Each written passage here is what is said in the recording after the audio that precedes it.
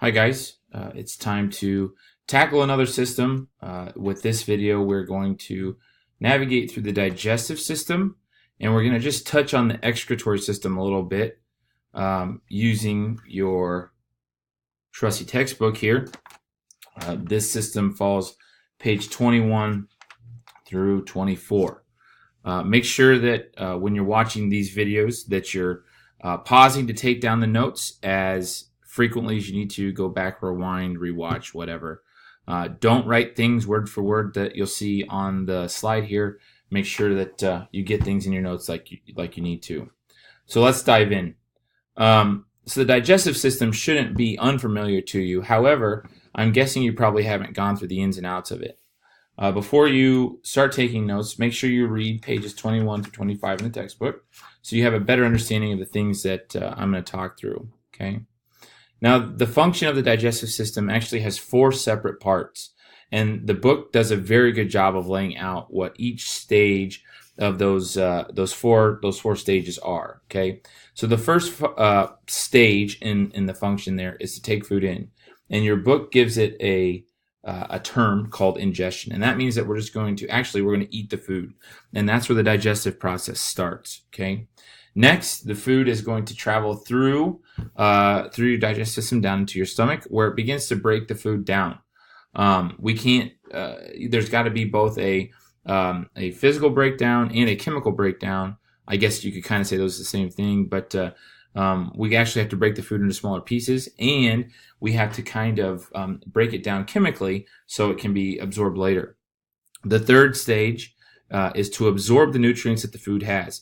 Now, we've already talked a couple of times about how the body uses food that we take in as sugars, as fuels, and it's broken down into sugars first. We talked about glucose being the primary, fructose from fruit, and lactose from dairy products. Okay, so we know that the body's fuel system uses those sugars. The fourth step there, I hope I said the third step is to absorb the nutrients, and that's absorption. And then the fourth step there is to expel the waste or elimination. Now, this is where the book kind of deviates from how I learned it, which is okay. That's just fine. We used to call it the urinary system, which was a completely separate system. Now, it appears that the curriculum has combined that system, which is now called the excretory system, together with the digestive system, because it also is going to expel waste, but it's going to expel waste in the form of urine. Okay, so make sure that you spend some time with that on page 22 so you kind of understand the differences there. Now, there are lots of organs in the digestive system, and you can kind of see them all right here on the diagram. I really want you to know one organ for each of the 4 process steps. Okay, so we take food in through our mouth, and in our mouth, 2 things are beginning to happen. Our teeth are going to chew the food to break it down into smaller pieces. The second thing is you have salivatory glands or saliva in your mouth, and that saliva is going to actually start to break down the food chemically to kind of start turning it into a paste. Now that's for ingestion is the mouth. That food's then going to travel through your esophagus down into your stomach. Now, your stomach is where most of the digestion actually is going to happen.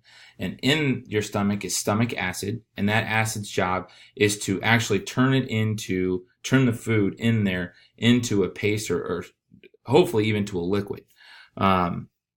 So that happens. Now, there's a couple of other steps along the process. Both, our liver and gallbladder and pancreas are going to add some things to the mix there. I think that's kind of beyond what we need to learn. So we're just going to move straight into the small intestine. So once we have that kind of mash, that paste that the stomach's created, it's going to travel into the small intestine. Now, the small intestine is I think if we stretch it out, it's something like 21 to 23 feet long, if we're to stretch it out. And it's filled with blood vessels. Now, I shouldn't say it's filled with. It's lined with blood vessels. The walls of the small intestine are lined with blood vessels. And what's going to happen is the nutrients that our body can use are going to be pulled into those blood vessels, okay? and then our body's going to process them and use them as fuel, or use, pull out the vitamins and minerals, whatever it's going to do. That happens in the small intestine. Okay, so that's where all those nutrients are absorbed. Now, yesterday we talked about byproducts a little bit, or I guess, I'm sorry, previously we talked about byproducts and how we are always going to have something that's left over.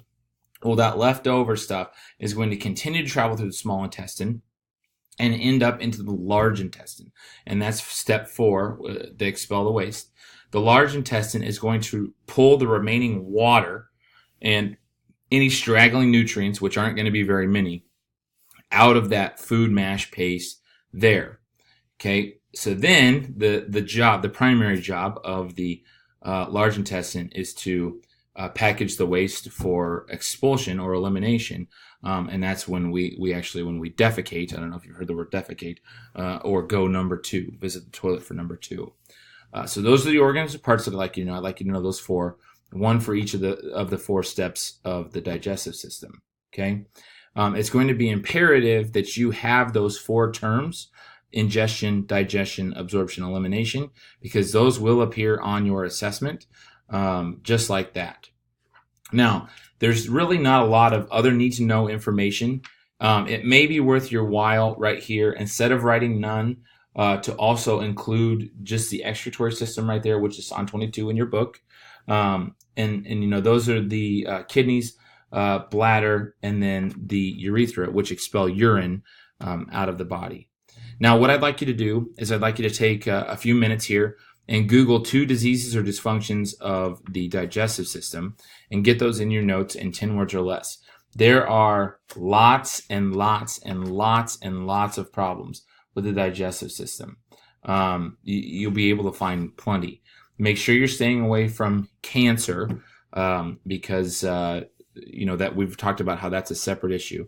But you could find things like colitis. You could find things like food poisoning, which can cause diarrhea. You might find things like ulcers. You might find things like acid reflux, maybe hemorrhoids, anything like that you can find and put in your notes, and then we'll just go from there.